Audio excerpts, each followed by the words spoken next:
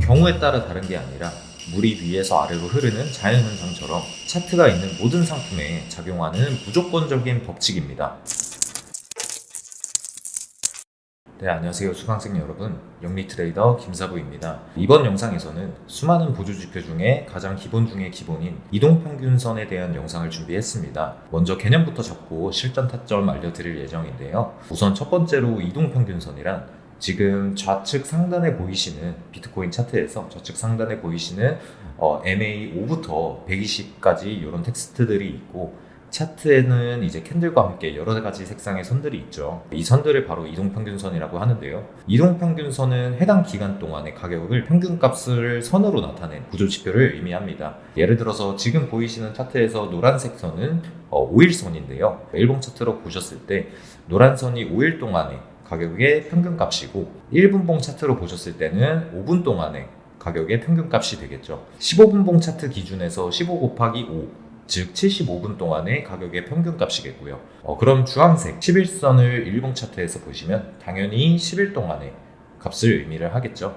그리고 이전 강의 영상에서 설명드렸던 볼린저 밴드의 중앙값인 빨간색 선, 이 빨간색 선은 21선을 뜻합니다.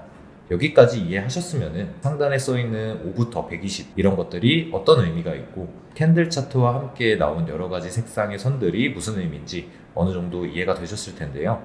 다시 한번 예를 들어보자면, 현재 차트는 지금 일봉 차트이고 121선은 흰색 요 선을 의미하는데, 지금 보셨을 때 이 부분에서 캔들보다 아래에 121선이 위치를 하고 있죠. 그러면은 비트코인의 지난 120일간의 평균 가격보다 현재 가격이 더 높다는 것을 의미하는 거고, 다만 여기서 주의하셔야 할 점은 이동평균선의 기간과 색상은 고정값이 아닙니다. 그렇기 때문에 사용하시는 거래소나 MTS에 따라서 각 기준선의 기간과 색상은 변경이 될 수가 있습니다. 다만 어느 거래소나 MTS를 사용하셔도 각 선의 기준 시간이나 색상은 본인의 마음대로 설정을 하실 수가 있습니다. 예를 들어서 20선 대신 30선을 추가하실 수가 있는 거고, 더 장기로 보고 싶다면 300선을 추가하실 수도 있는 거고, 이렇게 우리 수강생분들이 편하시게 볼 수 있게끔 맞춤으로 설정이 가능합니다. 자, 이제 이동평균선이 뭐고 이게 어떤 거를 의미하는지에 대해서는 이해가 끝나셨을 거예요.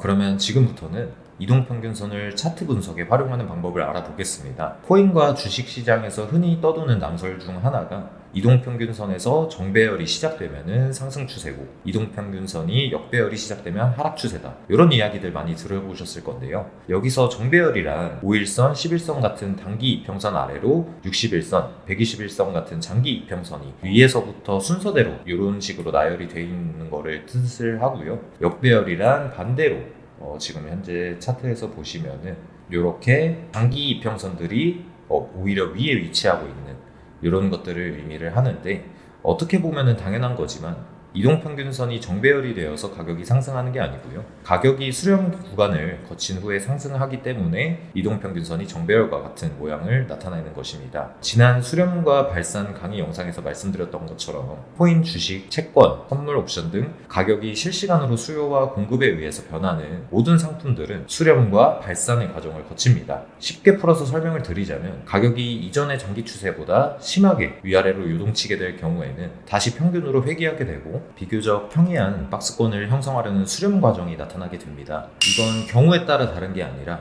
물이 위에서 아래로 흐르는 자연현상처럼 차트가 있는 모든 상품에 작용하는 무조건적인 법칙입니다. 반대로 이런 수렴 현상이 지속되다 보면 다시 가격이 상방이든 하방이든 평균값 혹은 박스권을 벗어나려는 발산 현상이 나타나게 되는데요. 이 수렴과 발산 과정을 앞서 배웠던 이동평균선을 통해서 한눈에 보기 쉽게 확인이 가능한 거고요. 이동평균선이 이렇게 가깝게 모이고 있다, 이런 과정에서는 수렴 단계라고 보시면 될 것 같고요. 이동평균선이 모였다가 이렇게 멀리 퍼져나가게 되는 경우에는 발산 과정이 되겠습니다.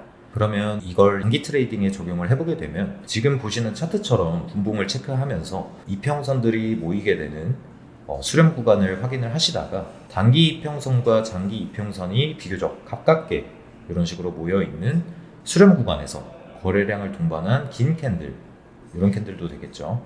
긴 캔들이 나오며 단기 이평선이 장기 이평선을 뚫고 넘어가는 발산의 시작 타점이 단기 트레이딩에서는 우수한 진입 타점 중 하나가 되겠죠. 다만 이런 타점 분석의 경우에 이동평균선 하나만 보고 발산이 나온다 싶으면 무조건 들어가시는 게 아니라 말씀드린 것처럼 캔들의 길이와 거래량을 종합적으로 판단을 하셔야 합니다.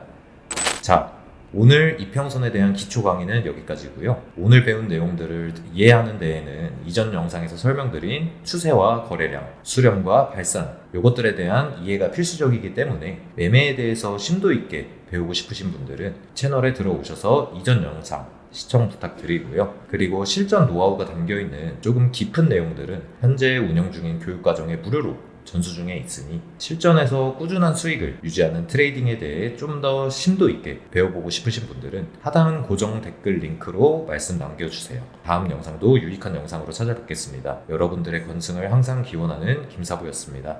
감사합니다.